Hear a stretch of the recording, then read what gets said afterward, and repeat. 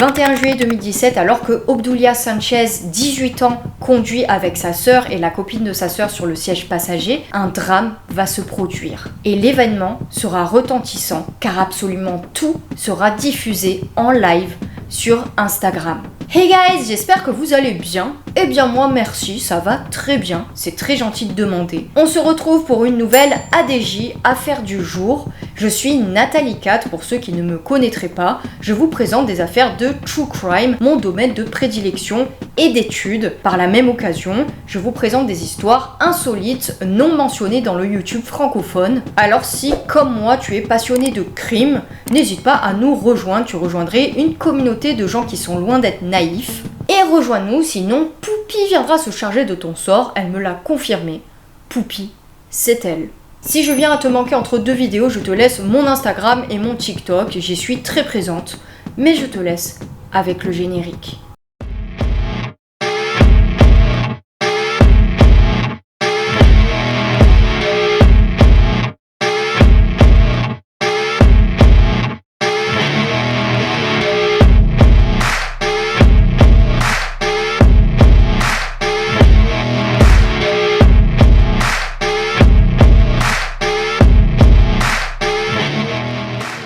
Obdoulia Sanchez est née le 4 avril 1999 et vit à Stockton, en Californie, avec ses parents Gloria et Nicandro Sanchez et 3 frères et sœurs, Evelyn, Jacqueline et Nicandro Jr. Obdoulia ne va pas avoir une enfance facile. En effet, elle subit des abus à l'âge de 11 ans et à 13 ans, tenez-vous bien, elle se fait enlever et torturer. Puis on effectue un trafic de sa personne.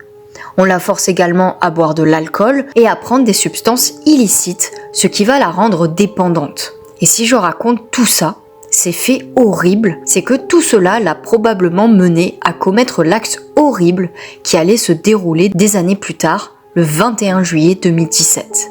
À cette date-là, elle n'avait que 18 ans, un jeune âge qui contraste fort avec l'horreur de ce qu'elle fera.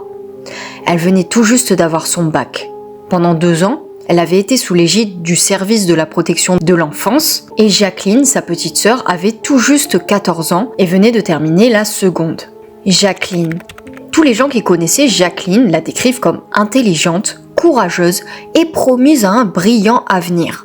En effet, elle rêvait d'être une actrice et une chanteuse et de voyager partout dans le monde. Elle adorait les réseaux sociaux comme les autres jeunes filles de son âge, donc évidemment, elle fréquentait assidûment Instagram, où elle rencontre d'ailleurs sa meilleure amie de 14 ans, Manuela Ceja. Elles sortaient ensemble depuis 7 mois quand le drame survient. Le drame.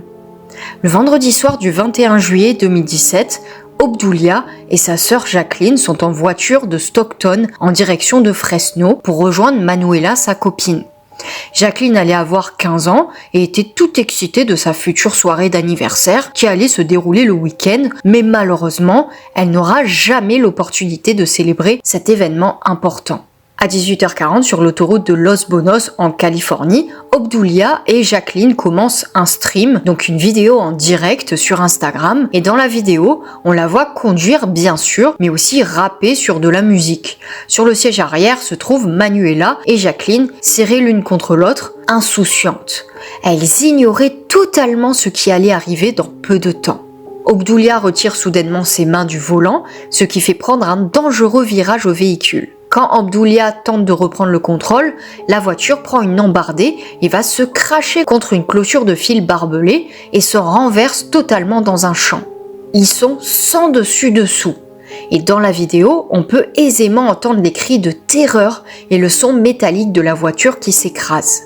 Jacqueline et Manuela, qui n'avaient pas leur ceinture de sécurité, sont projetées violemment hors du véhicule. Puis Obdoulia dit le nom de Jacqueline avant de prendre le portable en mode selfie et de se montrer. Rappelez-vous, ce n'est pas une simple vidéo mais un direct. Et là, elle fait quelque chose de totalement horrible.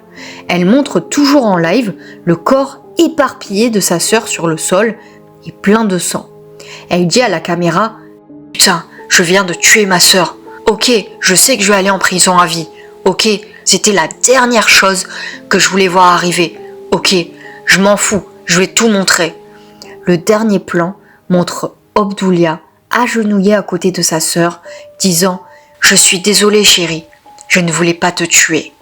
Les urgences arrivent et Jacqueline est morte avec une horrible coupure à la tête. Les jambes de Manuela étaient gravement blessées et Obdulia dit avoir mal à la poitrine et au genou droit. Elle poussait des cris hystériques et essayait de repousser les officiers voulant la mettre dans l'ambulance. Donc à partir de là, il la suspecte d'avoir conduit sous l'influence d'une substance. L'enquête. En fouillant le portable de Obdulia, la police se rend compte que la vidéo de l'accident, le live, n'était pas la seule chose qui avait été postée sur Instagram.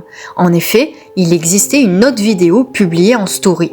La vidéo se déroule quelques instants avant l'accident, alors que Obdulia conduisait de façon imprudente et insouciante, et on la voit même percuter un minivan qui arrivait en sens inverse, et Jacqueline en train de rire à côté d'elle sur le siège passager. C'est vrai que frôler la mort, c'est tordant. Qu'est-ce qu'on se marre? À un moment, elle crie en agitant ses mains, en disant « Tu vas me tuer !» Et malheureusement, cette phrase s'est révélée être prophétique. La vidéo atteint les 700 000 vues et est relayée sur Twitter, Facebook et LiveLeak. Les vidéos sont très dérangeantes au regard de ce qu'il s'est passé par la suite, bien sûr, mais aussi parce que Obdulia apparaît insensible et froide. Evelyn, la petite sœur de 12 ans de Obdulia et Jacqueline, est la première personne à voir la vidéo du cadavre de Jacqueline. Imaginez-vous une seule seconde le traumatisme de la fille. Elle montre ceci à ses parents qui sont dévastés et les autorités confirment malheureusement peu de temps après la mort de Jacqueline. Mais ce qui était encore plus traumatisant dans l'histoire, c'est l'attitude de Obdulia. Et c'est double peine pour la famille car Obdulia est tenue responsable de la mort de sa sœur. C'est donc un meurtre et non un accident à 100%. Mais néanmoins, les parents prennent le parti de Obdulia et la défendent.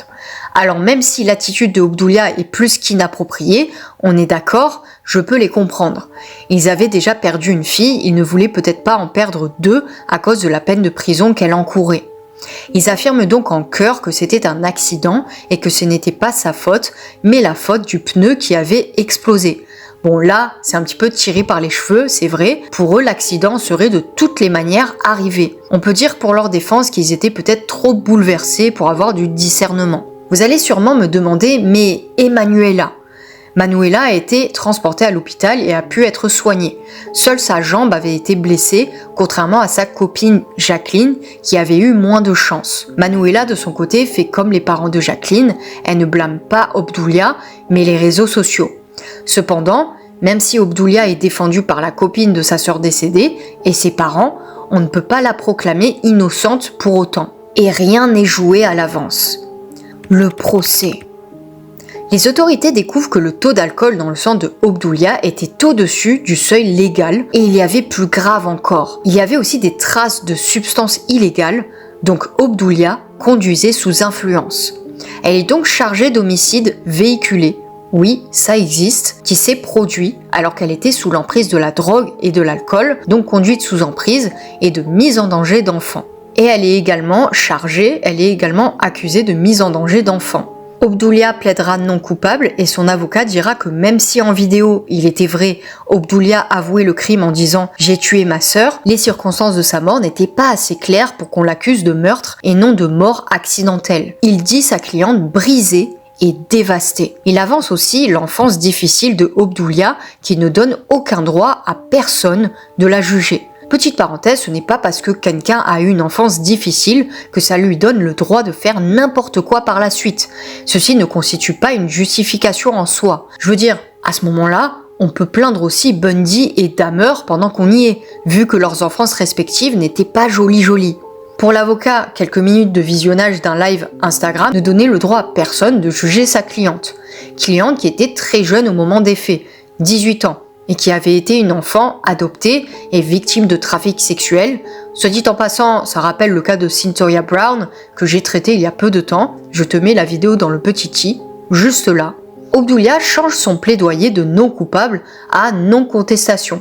Alors non contestation, c'est à peu près l'équivalent du fait de plaider coupable et de ne pas contester les charges retenues contre toi, sûrement dans le but d'alléger sa sanction à la fin. Dans une interview qu'elle donnera par téléphone, elle dira qu'elle n'avait pas réalisé à quel point elle apparaissait comme un monstre dans la vidéo de story Instagram et dans son live. Pour elle, Jacqueline était sa meilleure amie et jamais au grand jamais elle n'avait voulu sa mort. Enfin, filmer son cadavre en live, c'est peut-être pas la meilleure idée pour montrer sa douleur et sa tristesse et rendre hommage à quelqu'un, mais je dis ça, je dis rien. Elle se sent dévastée et traumatisée et quand on lui demande pourquoi est-ce qu'elle avait enregistré cette vidéo, elle déclare qu'elle avait fait ça car 5000 utilisateurs la visionnaient et que, tenez-vous bien, c'était le meilleur moyen pour elle d'obtenir un enterrement décent pour sa sœur. Car les gens allaient sûrement donner de l'argent par pitié après ça car sa famille était pauvre. Oui, elle a vraiment dit ça sérieusement. Donc, t'as pas du tout filmé pour les vues et le putaclic. Pendant son procès, Obdoulia ne se montre pas insensible et fond même en larmes quand on passe la fameuse vidéo au tribunal. Le procureur affirme que Obdoulia s'était montré insensible devant la mort de sa sœur et l'avocat de la défense, quant à lui, avance le fait que cette vidéo était en fait un appel à l'aide détourné de Obdoulia. Vraiment détourné alors. Obdoulia est appelée à la barre et elle lit une lettre émouvante qu'elle avait écrite, exprimant ses remords et disant qu'elle ne voulait pas aller en prison mais qu'elle méritait une punition. « Ça aurait dû être moi qui aurais dû mourir à sa place », dit-elle. Elle s'excuse aussi auprès de ses parents disant qu'elle en avait marre de faire du mal à ceux qu'elle aimait, ses parents qui demandent l'approbation pour leur fille ainsi que son avocat, c'est-à-dire que leur fille serait libérable. La sentence. Obdoulia fut condamnée à 6 ans et 4 mois de prison. Oui, on est aux États-Unis, c'est très précis, mais l'histoire est loin d'être terminée.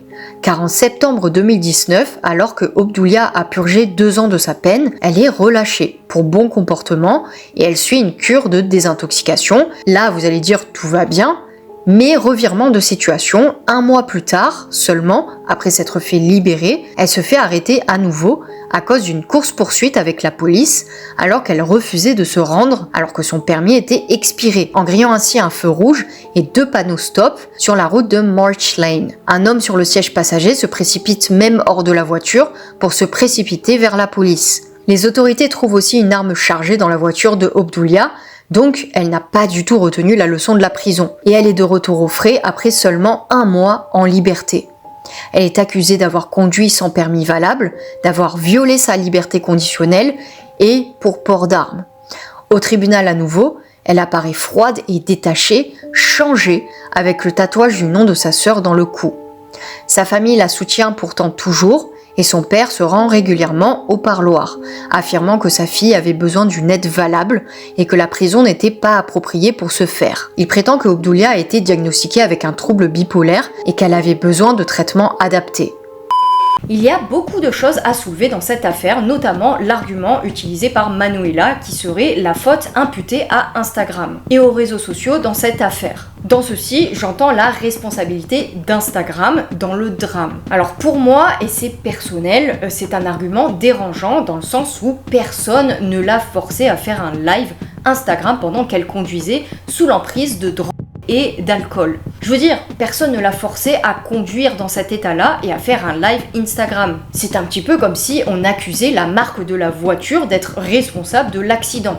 Pour moi, ça n'a aucun sens. Et d'un autre côté, je comprends la réaction des parents d'Obdoulia et de Manuela qui ont déjà un deuil à surmonter assez compliqué, même plus que compliqué, et qui ont mal supporté le fait que Obdoulia soit accusée de meurtre. On a mentionné au début de la vidéo que Obdoulia avait emmagasiné pas mal de traumatismes pendant son enfance, des agressions mais aussi le trafic de sa personne, des choses qu'on ne souhaite à personne. Et à ce moment-là, il n'est fait mention à aucun endroit que Obdoulia a bénéficié d'une aide psychologique adaptée. Et pour sa défense, cela a dû être un facteur déclencheur de prise de drogue et d'alcool.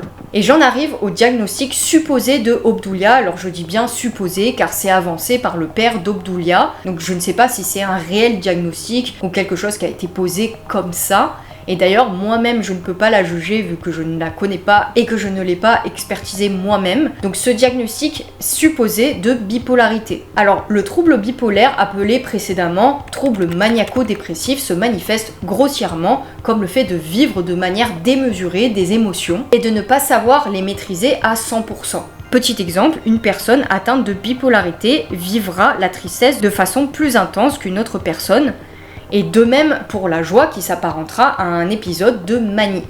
ou plutôt d'hypomanie. Et c'est d'ailleurs pour ça que beaucoup de personnes atteintes de bipolarité refusent de prendre un traitement, entre autres, parce que ces moments d'hypomanie, donc d'extase, sont très agréables finalement. Et malheureusement, en contrepartie de ces épisodes de bonheur, la tristesse n'en est que décuplée. Donc les épisodes dépressifs sont intenses. Donc c'est inversement proportionnel à l'extase ressentie auparavant, si vous avez suivi. Si les causes de la bipolarité peuvent être génétiques, oui, ça peut se transmettre et font que certaines substances comme la sérotonine n'est pas régulée comme elle devrait l'être. Les causes peuvent survenir à la suite d'événements stressants ou traumatisants et on sait que Obdoulia en a vécu très jeune. Et donc ça pourrait être la cause de sa bipolarité. Et on sait aussi que la bipolarité peut être déclenchée par certaines substances comme les drogues et la cocaïne en particulier, ainsi que les amphétamines. Et ça coïncide malheureusement avec ce que fait Obdoulia. De plus, on sait que les personnes atteintes de bipolarité en période d'hypomanie vont prendre des risques inconsidérés. Et c'est exactement ce qui se passe sur cette autoroute. Elle conduit donc dangereusement. Par contre, on peut également observer cette prise de risque chez les personnes atteintes de troubles de personnalité borderline, mais aussi antisocial ou psychopathique si vous voulez. Toujours est-il que Obdoulia a sa part de responsabilité dans le drame qui est survenu, et lorsqu'on a fait preuve de clémence envers elle, elle a réitéré ses actes 1 mois après sa libération. Et toi, qu'en penses-tu ? Penses-tu qu'avec une thérapie et un traitement adapté, tout ceci aurait pu être évité ? Ou au contraire, est-ce que c'était inévitable ? Mais famille Sanchez ou Jacqueline en commentaire, car c'est une famille brisée. J'espère qu'ils arriveront à surmonter ce deuil qui est très difficile, malheureusement. Parce qu'en plus, ils ont subi double peine, la mort de leur fille, mais aussi l'emprisonnement de leur autre fille. Si tu as aimé la vidéo, n'hésite pas à mettre un like et abonne-toi si cela n'est pas déjà fait. Ça ne mange pas de pain. Comme d'habitude, on se retrouve dimanche prochain pour une nouvelle ADJ, affaire du jour. En attendant, rejoins-moi sur TikTok et Instagram où je suis très présente, j'y poste tous les jours. Et n'oubliez pas, soyez prudents sur la route, ne passez pas trop de temps sur les réseaux sociaux, and remember, you rock.